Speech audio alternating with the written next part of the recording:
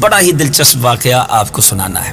ویسے تو آپ نے کئی مچھلیوں کے بارے میں سنا ہوگا، خطرناک مچھلیوں کے بارے میں بھی سنا ہوگا کہ بعض مچھلیاں ایسی ہوتی ہیں جو انسانوں تک کو کھا جاتی ہیں، مگر آج ایک بڑی ہی عجیب و غریب مچھلی کی بات کرنی ہے کہ جس کے پیٹ میں ایک بڑے عظیم انسان، جی ہاں اللہ کے نبی حضرت یونس علیہ السلام رہے، مگر اس کے بعد زندہ سلامت اس مچھلی کے پیٹ سے باہر آئے۔ جی ہاں، آج جو واقعہ سننا ہے اس کا نام ہے حضرت یونس علیہ السلام مچھلی کے پیٹ میں۔ یہ کب ہوا تھا، کیسے ہوا تھا، کس وجہ سے ہوا تھا، آئیے سنتے ہیں۔ حضرت یونس علیہ السلام کو اللہ تبارک و تعالیٰ نے شہر نینوا کے باشندوں کی ہدایت کے لیے رسول بنا کر بھیجا تھا۔ یہ موصل کا علاقہ ایک بڑا شہر تھا، یہاں کے لوگ بت پرستی کرتے تھے اور کفر و شرک میں مبتلا تھے۔ حضرت یونس علیہ السلام نے ان لوگوں کو ایمان لانے اور بت پرستی چھوڑنے کا حکم دیا، مگر ان لوگوں نے اپنی سرکشی کی وجہ سے اللہ عز و جل کے رسول علیہ السلام کو جھٹلا دیا اور ایمان لانے سے انکار کر دیا۔ حضرت یونس علیہ السلام نے انہیں خبر دی کہ تم لوگوں پر ان قریب عذاب آنے والا ہے۔ یہ سن کر شہر کے لوگوں نے آپس میں یہ مشورہ کر لیا کہ حضرت یونس علیہ السلام نے کبھی کوئی بات جھوٹی نہیں کہی ہے۔ اب یہ دیکھو کہ اگر وہ رات شہر میں گزارتے ہیں تو پھر تو خیر ہے، لیکن اگر کسی رات وہ شہر چھوڑ کر چلے جائیں تو سمجھ لینا کہ اب عذاب آنے والا ہے۔ اب ایک رات لوگوں نے دیکھا کہ حضرت یونس علیہ السلام کہیں باہر تشریف لے گئے ہیں۔ صبح ہوتے ہی عذاب کے آثار بھی نمودار ہونے لگے، چاروں طرف سے کالی بدلیاں نمودار ہوئیں، ہر طرف سے دھواں اٹھ کر شہر پر چھا گیا۔ یہ منظر دیکھ کر شہر کے باشندوں کو یقین ہو گیا کہ اب عذاب آنے ہی والا ہے۔ اب ان لوگوں نے حضرت یونس علیہ السلام کو تلاش کرنا شروع کیا، بڑی جستجو کی، مگر دور دور تک حضرت یونس علیہ السلام کہیں نظر نہ آئے۔ اب شہر والوں کو اور زیادہ خطرہ اور اندیشہ ہو گیا، چنانچہ شہر کے تمام لوگ خوف خداوندی عز و جل سے ڈر کر کانپ اٹھے اور سب کے سب اپنے عورتوں، بچوں بلکہ مویشیوں کو ساتھ لے کر پھٹے پرانے کپڑے پہن کر روتے ہوئے جنگل میں نکل گئے اور رو رو کر صدق کے دل سے حضرت یونس علیہ السلام پر ایمان لانے کا اقرار اور اعلان کرنے لگے۔ شوہر بیوی سے اور مائیں بچوں سے الگ ہو کر سب کے سب استغفار میں مشغول ہو گئے اور دربار باری میں گر گڑا کر گریہ وزاری شروع کر دی۔ جو مظالم آپس میں کیے تھے وہ بھی ایک دوسرے سے معافی تلافی کرنے لگے، غرض سچی توبہ کر کے اللہ تبارک و تعالیٰ سے یہ عہد کیا کہ حضرت یونس علیہ السلام جو خدا کا پیغام لائے ہیں ہم اس پر صدق کے دل سے ایمان لائے۔ اللہ تعالیٰ کو شہر والوں کی بے قراری اور مخلصانہ گریہ وزاری پر رحم آیا اور عذاب اٹھا لیا گیا۔ اب یہ دھواں اور عذاب کی بدلیاں رفع ہو گئی اور تمام لوگ شہر میں آ کر امن و چین کے ساتھ رہنے لگے۔ اس عجیب و غریب واقعے کو قرآن مجید نے کس انداز میں بیان کیا ہے، آئیے تلاوت قرآن بھی سنتے ہیں، ترجمہ قرآن بھی سنتے ہیں۔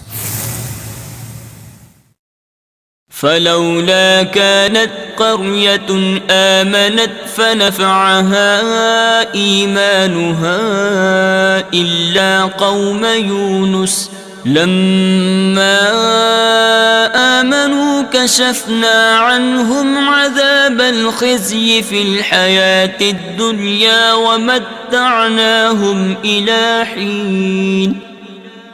ترجمہ، تو کیوں ایسا نہ ہوا کہ کوئی قوم ایمان لے آتی تاکہ اس کا ایمان اسے نفع دیتا، لیکن یونس کی قوم جب ایمان لائی تو ہم نے ان سے دنیا کی زندگی میں رسوائی کا عذاب ہٹا دیا اور ایک وقت تک انہیں فائدہ اٹھانے دیا۔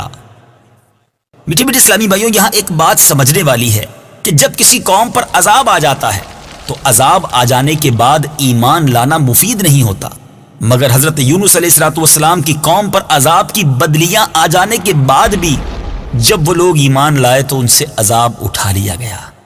طبرانی شریف کی روایت ہے کہ شہر نینوا پر جب عذاب کے آثار ظاہر ہونے لگے اور حضرت یونس علیہ السلام باوجود تلاش و جستجو کے لوگوں کو نہیں ملے تو شہر والے گھبرا کر اپنے ایک عالم کے پاس گئے جو صاحب ایمان اور شیخ وقت تھے اور ان سے فریاد کرنے لگے تو انہوں نے حکم دیا کہ تم لوگ یہ وظیفہ پڑھ کر دعا مانگو، یا حی حین لا حی وَيَا حَيُّ يُحْيِي الْمَوْتَى وَيَا حَيُّ لَا إِلَٰهَ إِلَّا أَنْتَ۔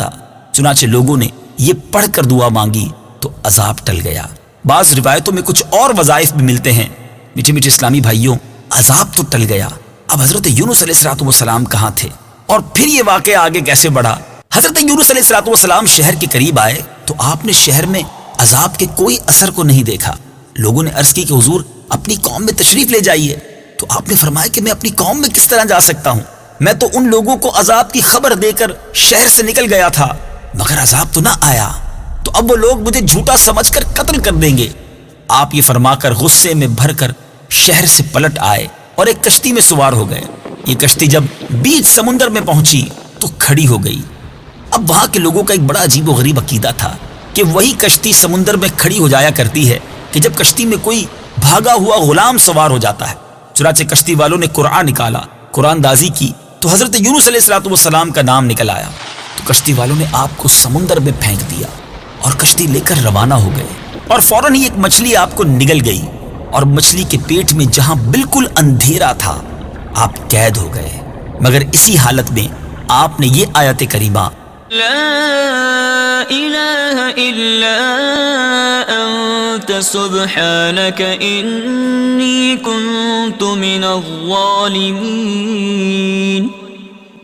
یہ وظیفہ پڑھنا شروع کر دیا، اور اس کی برکت سے اللہ تعالیٰ نے آپ کو اس اندھیری کوٹھڑی سے نجات دی، اور مچھلی نے کنارے پر آ کر آپ کو اگل دیا۔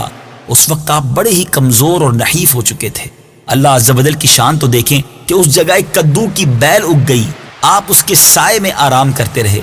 پھر جب آپ پہ کچھ توانائی آئی تو آپ اپنی قوم میں تشریف لائے، اور سب لوگ انتہائی محبت و احترام کے ساتھ پیش آ کر آپ پر ایمان لے آئے۔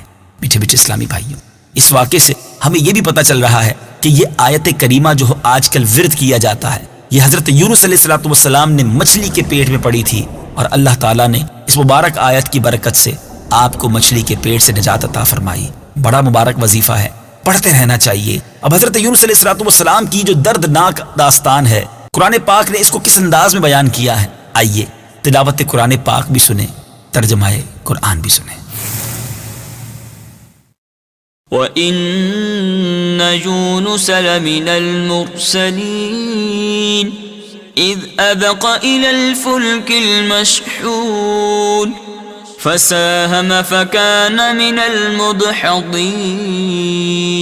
فَالْتَقَمَهُ الْحُوتُ وَهُوَ مُلِيمٌ فَلَوْلَا أَنَّهُ كَانَ مِنَ الْمُسَبِّحِينَ لَلَبِثَ فِي بَطْنِهِ إِلَى يَوْمِ يُبْعَثُونَ فَنَبَذْنَاهُ بِالْعَرَاءِ وَهُوَ سَقِيمٌ وَأَنبَتْنَا عَلَيْهِ شَجَرَةً مِّن يَقْطِينٍ وَأَرْسَلْنَاهُ إِلَى 100,000 أَوْ يَزِيدُونَ فَآمَنُوا فَمَتَّعْنَاهُمْ إِلَى حِينٍ۔ ترجمہ: اور بے شک یونس ضرور رسولوں میں سے ہیں۔ جب وہ بھری کشتی کی طرف نکل گیا تو کشتی والوں نے قرعہ ڈالا تو یونس دھکیلے جانے والوں میں سے ہو گئے۔ پھر انہیں مچھلی نے نگل لیا اور وہ اپنے آپ کو ملامت کر رہے تھے۔ تو اگر وہ تسبیح کرنے والا نہ ہوتا تو ضرور اس دن تک اس مچھلی کے پیٹ میں رہتا جس دن لوگ اٹھائے جائیں گے۔ پھر ہم نے اسے میدان میں ڈال دیا اور وہ بیمار تھا، اور ہم نے اس پر کدو کا پیڑ اگا دیا، اور ہم نے اسے 1,00,000 بلکہ زیادہ آدمیوں کی طرف بھیجا، تو وہ ایمان لے آئے تو ہم نے انہیں ایک وقت تک فائدہ اٹھانے دیا۔ میٹھے میٹھے اسلامی بھائیوں، اب یہاں اس واقعے سے سیکھنے کو کیا ملتا ہے کہ توبہ کریں، استغفار کریں، خوب اللہ کی بارگاہ میں گر گڑائیں تو بڑے بڑے طوفان ٹل جایا کرتے ہیں، بڑی مصیبتیں دور ہو جایا کرتی ہیں۔ اگر آپ کسی پریشانی میں ہیں، آپ کسی مشکل میں ہیں، کسی مصیبت میں ہیں، اپنے رب کو پکاریے، لیکن دل سے پکاریے، سچی نیت کے ساتھ پکاریے، آنسو بہا کر توبہ کیجیے، وہ کریم ضرور کرم فرمائے گا۔ لیکن دیکھیں، صرف کانوں کو ہاتھ لگا لینا، گالوں پر چپت لگا کر توبہ توبہ کہہ لینا، یہ کافی نہیں ہے۔ توبہ ندامت کا نام ہے، شرمندگی کا نام ہے، اور دل کے پکے ارادے کا نام ہے کہ اب گناہ کرنا بھی نہیں، جو کیا ہے اس سے سچی توبہ بھی کرنی ہے، آئندہ زندگی اس غلطی سے باز رہنا ہے، ضرور کرم ہوگا۔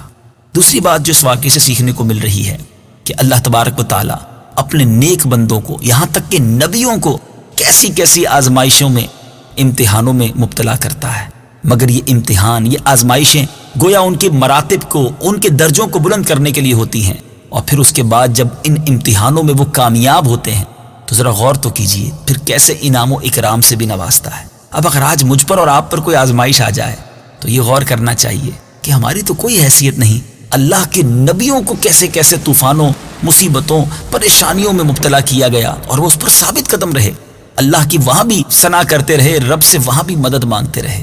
تو ہم بھی اگر کسی مشکل میں ہیں تو صبر کا دامن نہ چھوڑیں، اور اگر یہ امتحان آیا ہے تو اس پر پورا اترنا ہے، شکوے شکایت کر کے صبر کا ثواب تو ضائع نہ کریں۔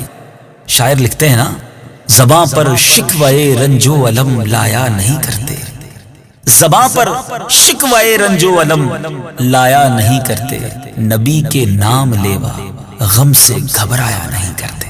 ہمت میں رہیے، اللہ تبارک و تعالیٰ کی بارگاہ سے مدد مانگتے رہیے، انشاءاللہ یہ مشکل دور ہونی ہے، یہ وقت بھی گزر جائے گا۔ جی ہاں، آپ پر اور ہم پر پھر خوشحالی کے دن آئیں گے۔ اللہ تعالیٰ ہم سب کو صبر کا دامن تھامے رکھنے کی توفیق عطا فرمائے، فیضان قرآن کو خوب عام کرنے کی توفیق عطا فرمائے۔